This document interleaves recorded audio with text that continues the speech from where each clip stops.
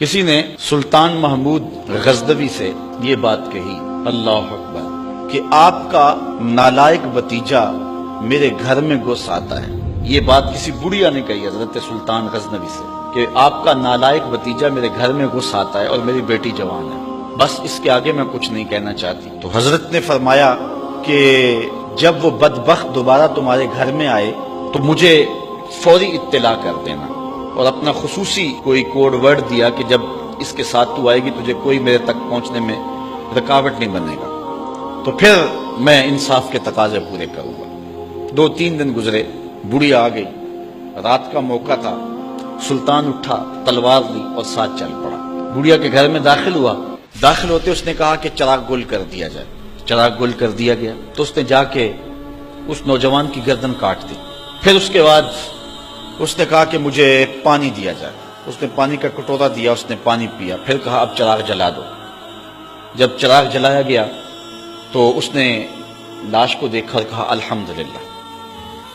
بڑھیا نے کہا کہ مجھے بتائیں کہ آپ نے یہ 3 کام بڑے عجیب کیے ہیں، جب آئے ہیں تو چراغ بند کروایا ہے، پھر پانی مانگا ہے، اور پھر الحمدللہ کہا ہے۔ تو بادشاہ نے ٹالا، کہا کہ اس راز کو راز رہنے دیا جائے، لیکن بڑھیا ضد کر گئی۔ تو بادشاہ نے کہا سنو کہ تم نے کہا تھا کہ آپ کا بھتیجا ہمارے گھر میں گھس آتا ہے اور میری بیٹی جوان ہے، تو جب میں تمہارے گھر داخل ہوا تو میں نے چراغ اس لیے بجھوا دیا تھا کہ کہیں عدل کے تقاضے پورے کرنے میں رکاوٹ نہ بنے اور بھتیجے کا چہرہ مجھے انصاف کرنے سے روک نہ دے، تو میں نے اس لیے چراغ بجھوا دیا۔ کہا بات سمجھ آ گئی۔ تو کہا آپ نے جب چراغ بعد میں روشن کروایا تو الحمدللہ کیوں کہا؟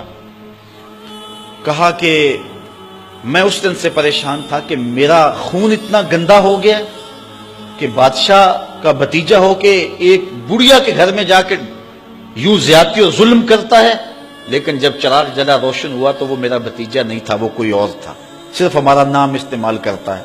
تو میں نے کہا الحمدللہ، یا اللہ تیرا شکر ہے کہ میری نسل اتنی گندی نہیں ہوئی ہے۔ تو کہا آپ نے پھر فوری پانی منگوایا اور پیا۔ بادشاہ نے کہا بڑھیا یہ راز رہنے دو، یہ نہ پوچھو۔ بڑھیا ضد کر گئی کہ نہیں مجھے یہ بھی بتاؤ۔ تو کہا بڑھیا پھر سن، جس دن سے تو نے بتایا تھا کہ آپ کا بھتیجا میرے گھر میں گھس آتا ہے، اس دن سے نہ میں نے پانی پیا تھا نہ کھانا کھایا تھا۔ میں نے کہا تھا جب تک ظالم کو کیفر کردار تک نہیں پہنچا دیتا اتنی دیر تک نہ کھانا کھاؤں گا نہ پانی پیوں گا۔ اب ظلم کا انجام تو نے دیکھ لیا، اب میرا اتنا حق تو بنتا تھا کہ 2 گھونٹ پانی کے پی لو۔ تو آج نام بھی تو انہی کا باقی ہے، آج ذکر بھی تو انہی کا باقی ہے۔ جن لوگوں نے عدل و انصاف کے بخیے ادھیڑ کے رکھ دیے پھر حرف غلط کی طرح مٹ جاتے ہیں، ان کی قبروں کے نشان بھی باقی نہیں رہتے۔ دنیا کے اوپر کتنے لوگ تھے، رضا شاہ پہلوی دیکھ لیں، ایران کا شہنشاہ ایران دیکھ لیں، کہ پھر بعد میں دیکھیے کہ ان کو قبر کے لیے جگہ نہیں مل رہی ہے۔ تو جنہوں نے عدل کیا، جنہوں نے انصاف کیا، تو زمانے کے اوپر نام انہی کا رہتا ہے، اور کسی ملک میں کسی جگہ پہ عدل و انصاف سے ہی ملک اور وطن قائم رہتے ہیں۔